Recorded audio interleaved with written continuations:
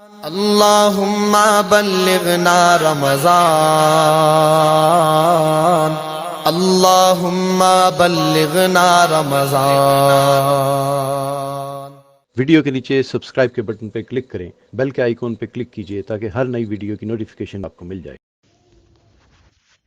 السلام علیکم ورحمۃ اللہ وبرکاتہ۔ نحمده ونصلی علی رسولہ الکریم، اما بعد۔ آج 13واں روزہ مکمل ہونے والا ہے۔ ہم سب ذرا جائزہ لیں کہ ہم نے یہ 13 روز کیسے گزارے ہیں۔ اگر اچھے گزارے ہیں تو الحمدللہ اللہ کا شکر ادا کریں، تاکہ اللہ تعالیٰ نعمتوں میں اضافہ فرمائیں اور اچھے طریقے سے گزارنے کی توفیق عطا فرمائیں۔ اور اگر غفلت میں گزارے ہیں تو توبہ استغفار کریں اور آئندہ ایک ایک لمحے کی قدر کرنے کا پکا ارادہ کریں، یہ سوچ کر چلیں کہ یہ میری زندگی کا آخری رمضان ہو سکتا ہے۔ بہرحال کل باوضو رہنے کی فضیلت بیان کی گئی تھی، اور یہ عرض کیا گیا تھا کہ ہمیشہ باوضو رہنے کا ایک بڑا فائدہ نبی اکرم صلی اللہ علیہ وسلم نے فرمایا کہ شہادت والی موت نصیب ہوگی۔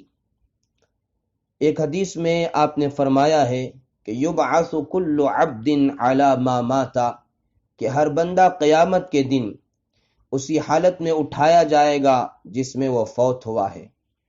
تو جو بندہ ہمیشہ باوضو رہے گا، موت وضو کی حالت میں آئے گی تو اللہ کے سامنے بھی وضو کی حالت میں اٹھایا جائے گا۔ اور کل ہم نے یہ کہا تھا کہ باوضو سونے کی فضیلت بیان کریں گے، چنانچہ آج ارادہ ہے کہ باوضو سونے کی فضیلت بھی آپ کے سامنے آ جائے۔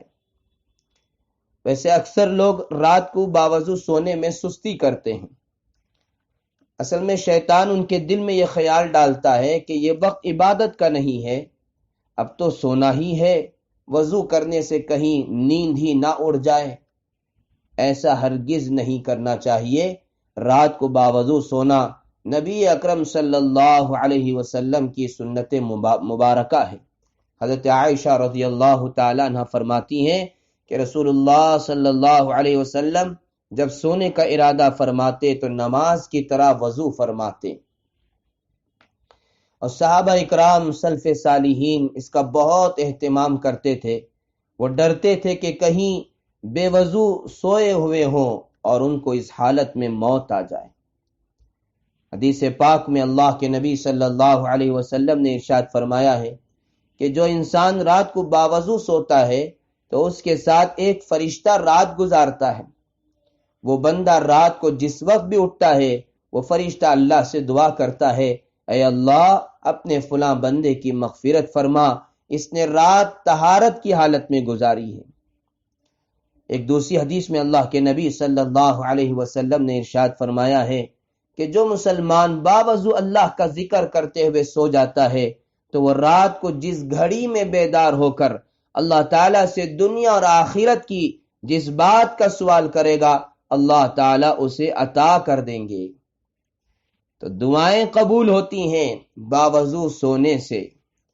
اور فضیلتیں ہیں، سنیں۔ حضرت انس رضی اللہ تعالیٰ عنہ فرماتے ہیں کہ نبی اکرم صلی اللہ علیہ وسلم نے فرمایا کہ جو شخص طہارت یعنی وضو کی حالت میں رات گزارے پھر اسی رات انتقال کر جائے تو وہ شہید ہوگا، یعنی ثواب شہادت کا پائے گا۔ نبی اکرم صلی اللہ علیہ وسلم نے ایک حدیث میں فرمایا ہے کہ وضو کے ساتھ سونے والا روزے دار شب گزار کی طرح ہے، یعنی جس طرح روزہ رکھنے پر ثواب اور رات گزارنے پر عبادت کی حالت میں ثواب ملتا ہے، اسی طرح باوضو اگر سوتے ہیں تو اللہ تعالیٰ ثواب عطا فرماتے ہیں۔ حافظ ابن حجر رحمۃ اللہ علیہ نے ذکر کیا ہے جو شخص پاکی کی حالت میں بستر پر آتا ہے اور ذکر کرتا ہوا سو جاتا ہے تو اس کا بستر مسجد بن جاتا ہے۔ اللہ اکبر۔ اور وہ نماز اور ذکر کی حالت میں رہتا ہے یہاں تک کہ بیدار ہو جائے۔ تو مسجد بن جائے اور پھر ذکر کی حالت میں اور نماز کی حالت میں رہیں یہ کتنی بڑی دولت ہے۔ حضرت مجاہد رحمۃ اللہ علیہ فرماتے ہیں کہ حضرت عبداللہ ابن عباس رضی اللہ تعالیٰ عنہما نے فرمایا کہ بغیر وضو کے سویا مت کرو، روحوں کا اٹھنا اسی حالت میں ہوگا جس حالت میں اسے قبض کیا جائے گا۔ حضرت عبداللہ ابن عمر رضی اللہ تعالیٰ عنہما فرماتے ہیں کہ روحیں نیند کی حالت میں عالم بالا کی طرف جاتی ہیں، جو باوضو ہوتی ہیں، عرش کے سامنے سجدہ ریز ہوتی ہیں۔ آپ سوچیں، ہم یہاں بستر پر سوئے ہوئے ہیں، وضو کی حالت میں سوئے ہوئے ہیں، تو پھر عرش کے سامنے سجدہ ریز ہونے کا ثواب ہمیں مل جائے، یہ کتنی بڑی دولت ہے۔ ہماری روح جائے اور سجدہ ریز ہو جائے عرش کے سامنے۔ حافظ رحمت اللہ علیہ نے لکھا ہے کہ باوضو سونے سے انسانوں سے شیاطین نہیں کھیلتے، یعنی ان کو پریشان نہیں کرتے، اور اس سے خواب سچے ہوتے ہیں۔ تو میرے بھائیوں اور میری بہنوں، کتنا اونچا ثواب ہے باوضو سونے کا، اس لیے اہتمام کے ساتھ باوضو سویا کریں۔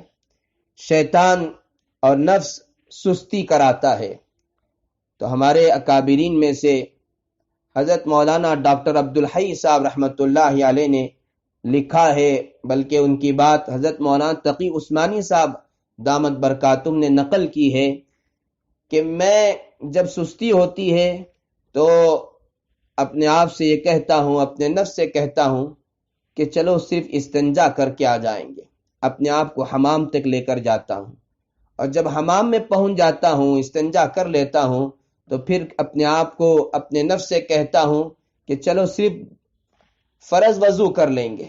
جب فرض وضو کے لیے کھڑا ہو جاتا ہوں تو پھر آسانی کے ساتھ سنت طریقے پر وضو کر لیتا ہوں۔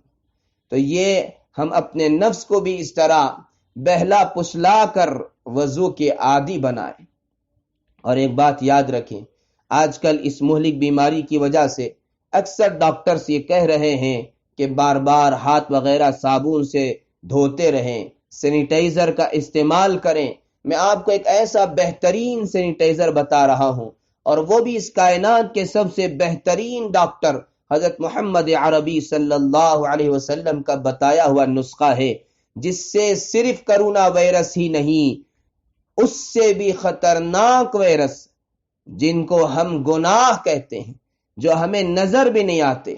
یہ کرونا وائرس تو نظر آ ہی جاتا ہے، لیکن گناہ یہ ایسے خطرناک وائرس ہیں جو ہم کو نظر نہیں آتے اور جہنم کو لے جانے والے ہیں، وہ بھی انشاءاللہ تعالی وضو کے ذریعے سے ختم ہو جاتے ہیں۔ چنانچہ اللہ کے نبی صلی اللہ علیہ وسلم نے حدیث پاک میں ارشاد فرمایا ہے، نسائی شریف کی حدیث ہے، آپ نے فرمایا کہ جب مومن بندہ وضو کرتا ہے، کلی کرتا ہے، تو اس کے منہ کے گناہ دھل جاتے ہیں۔ جب ناک میں پانی ڈالتا ہے، اس کی ناک سے گناہ جھڑتے ہیں۔ جب چہرہ دھوتا ہے، اس کے چہرے کے گناہ دھل جاتے ہیں، یہاں تک کہ آنکھوں کے بھووں کے گناہ بھی دھل جاتے ہیں۔